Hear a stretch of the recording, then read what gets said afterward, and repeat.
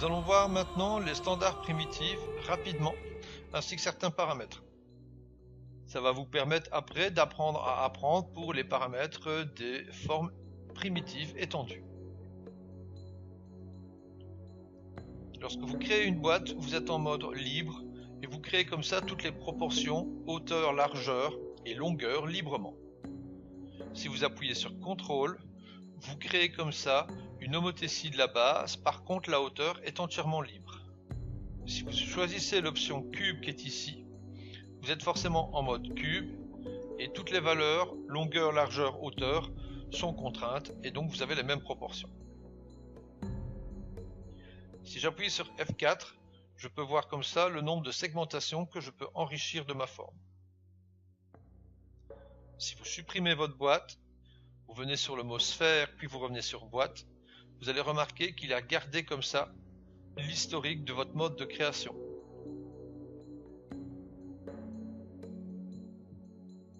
Le cube ayant des faces planes, il est évident que vous ne retrouverez pas la notion du smooth pour lisser le passage de lumière de face en face. Revenons maintenant sur une forme comme la sphère. Nous avons ici la création de la sphère, vous avez l'option smooth.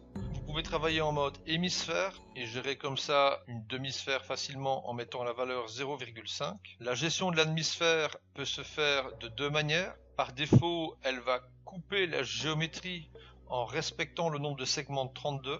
Si vous choisissez l'option Squash, les segments 32 vont se répartir sur la proportion de la sphère ou de la demi-sphère que vous allez créer. Avec l'outil Slice On, vous créez comme ça des proportions de sphères en déterminant le Slice From et le Slide To pour le départ et l'arrivée du slice.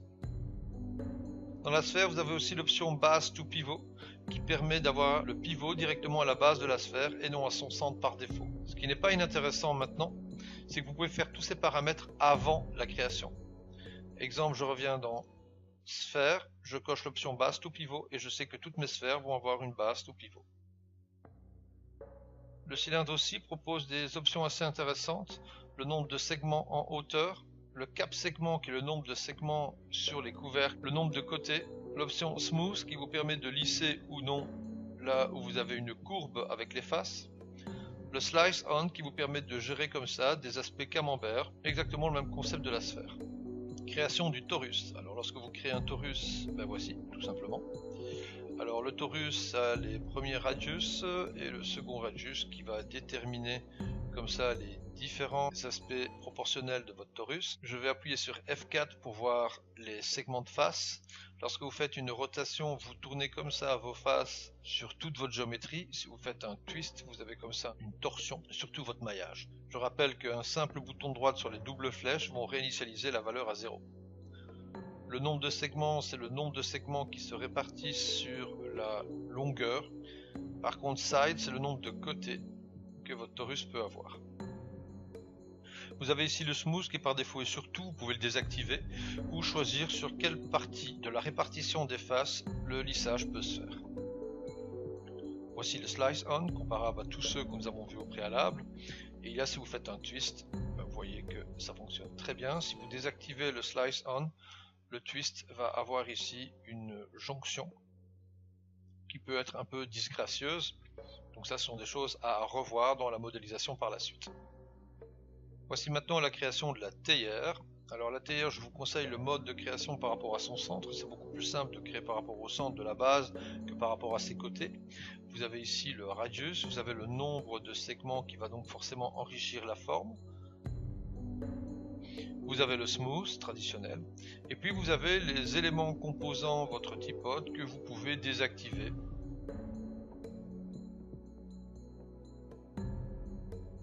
Il est très intéressant de se rendre compte qu'en fait aucun des éléments n'a des vertex communs, c'est-à-dire des sommets communs.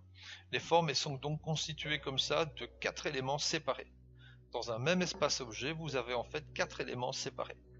C'est le seul objet primitif qui propose comme ça des éléments séparés, alors que tous les autres objets primitifs, même ceux que nous allons voir, sont constitués de vertex communs.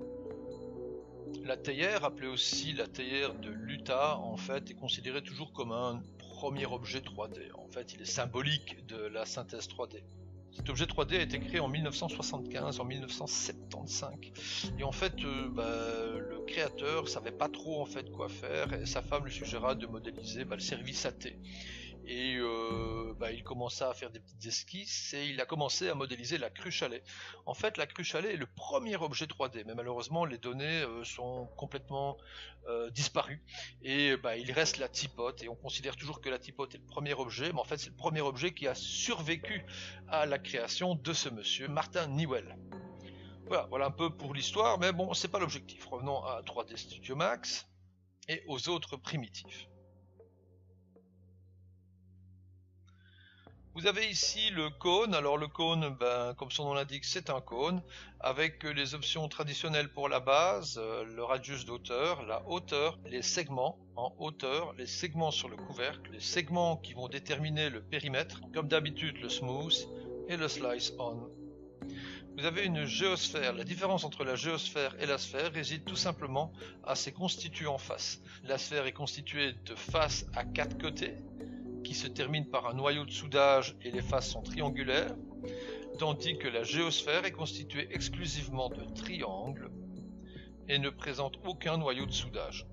Dans la géosphère, vous pouvez choisir le nombre de segments et le type de forme répartie. Et vous avez les options traditionnelles de création qui se retrouvent, le lissage, l'hémisphère et la base tout pivot. Le tube permet comme ça d'abord de créer l'épaisseur, puis la hauteur, et vous retrouvez toujours les mêmes concepts.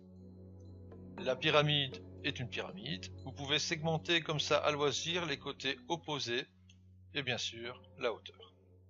Passons maintenant au plan. Je vais créer un plan. Je vais aller dans modifier car je vais modifier les concepts, les paramètres de render multiplier. Je vais faire Shift Q et nous voyons notre plan qui est ici. Il est divisé par défaut de 4,4. Je vais modifier son échelle par 10, je valide avec Enter et je refais un rendu en cliquant sur Render ici. Je remarque que la plaque est 10 fois plus grande. Par contre, le total face reste de 32. Je remets à 1 par défaut et le total face est toujours de 32. Autrement dit, quand je multiplie le scale, je fais la même forme avec le même nombre de faces qui sera identique au rendu que dans la vue. Si je fais la densité maintenant par 2, je remarque qu'il multiplie la densité de faces sans changer l'échelle. Pour bien comprendre le concept du plan, je vais vous demander de créer un plan. Vous créez un plan dans la vue, vous allez dans Modifier. Vous allez vous mettre ici une échelle sur le plan de 100. Vous faites Tab au clavier pour venir directement dans la valeur dessous. Vous refaites 100, vous validez avec Enter. Je laisse l'échelle et la densité par défaut. Le total de faces est de 32. Le plan est sélectionné. J'appuie sur X au clavier et je tape Noise. Je choisis Noise Modifier. Nous verrons les modificateurs et le concept de la pile des modificateurs par la suite. Ici, l'objectif est de comprendre la densité du plan, ainsi que son échelle au rendu. Dans Force, sur Z, je vais mettre la valeur 100. J'appuie sur F4 pour voir le maillage. Voici comment se comporte mon plan. Je m'éloigne un petit peu et je fais un rendu avec Shift Q. Je reviens au niveau du plan et je vais demander que l'échelle soit par exemple de 5 fois plus grande. Si je fais un rendu, le plan est 5 fois plus grand, mais pas 5 fois plus subdivisé. Je vais donc aller dans Densité, mettre la valeur 5 et refaire un rendu. Je vois maintenant que le plan est divisé par 5. Si vous divisez par 10, le plan est divisé par 10 et la modification structurelle avec le noise est un peu plus propre. Le total des faces au rendu est de 3200. Imaginons maintenant que je vais faire l'échelle plus grande, c'est-à-dire 20. Je fais un rendu. Je remarque que la densité de face n'est pas terrible, je vais la mettre à 20 aussi. Voici les densités de face. J'ai maintenant une plaque qui fait 12 800 faces. Je reviens sur Noise. L'échelle, je vais faire 20 sur Z. Je fais un rendu. Et je peux obtenir comme ça une surface plane avec des irrégularités sans charger énormément la scène et mon affichage. Ce sera seulement au rendu. Le plan est donc quelque chose qui peut être très intéressant pour faire des surfaces étendues telles que la mer.